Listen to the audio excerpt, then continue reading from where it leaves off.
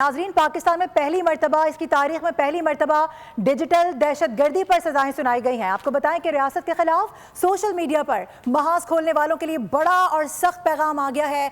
9 मई के वाक़यात में डिजिटल दहशत गर्दी के मुकदमात का फैसला सुना दिया गया। बिल्कुल, इंसदादी दहशत गर्दी अदालत इस्लामाबाद ने रियासती इदारों के खिलाफ मुनज़्ज़म प्रोपेगेंडा करने वाले मुल्ज़िमान को न सिर्फ 2 बार उम्र कैद की सजा सुना दी, बल्कि भारी जुर्माने की सजा भी सुनाई है। रियासत के खिलाफ सोशल मीडिया पर महाज खोलने वालों के लिए बड़ा और सख्त पैगाम आ गया।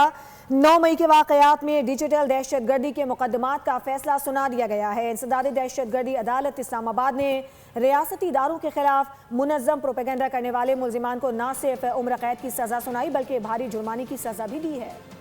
नफरत के व्यापारियों को मुनाफरत महंगी पड़ गई।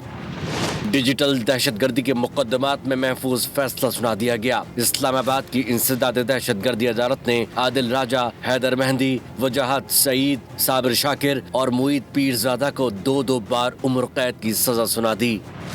अदालत ने मुल्ज़िमान को दीगर दफात के तहत मजमूई तौर पर 35 साल कैद और 15 लाख रुपए जुर्माने की सजा भी सुनाई। जज ताहिर अब्बास ने करार दिया कि रियासती इदारों के खिलाफ डिजिटल मुहाज आराई भी दहशत गर्दी के जुमरे में आती है। प्रोसिक्यूशन की जानिब से अदालत में 24 गवाहान पेश किए गए।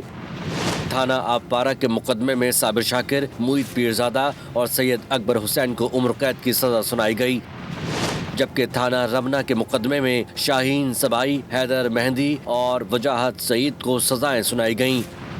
अदालत ने प्रोसिक्यूशन की इस्तदा पर मुल्ज़िमान की गैर मौजूदगी में ट्रायल मुकम्मल किया। प्रोसिक्यूशन की जानिब से राजा नवेद हुसैन कियानी अदालत में पेश हुए, जबकि मुल्ज़िमान की नुमाइंदगी गुलफाम अशरफ एडवोकेट ने की, जिन्हें अदालत ने बाकायदा तौर पर सरकारी वकील मुकर्रर किया था।